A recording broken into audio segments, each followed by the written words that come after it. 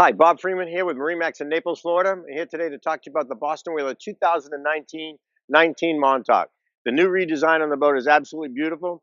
As you can see the lines going down, we have the light blue color with the red pinstripe, dual axle trailer, and it's got the T-top up there as well. Great for fishing, and let's hop on board and see the rest. Here we are on board the 19 Montauk. Let's start at the back of the boat. It's powered by the Mercury, 4-stroke, 150 horsepower, plenty of horsepower for this boat. Get you right on plane, top end, high top end, plenty of storage in the back, couple of seats. You got a forward facing seat, and you can fish leaning in the back, and also a very large live well. So very conveniently located.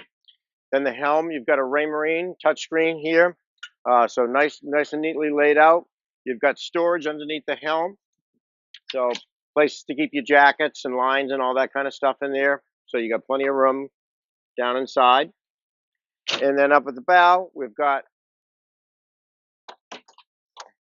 nice size fish box. You got the anchor locker here, so plenty of room. This is all non-skid on here.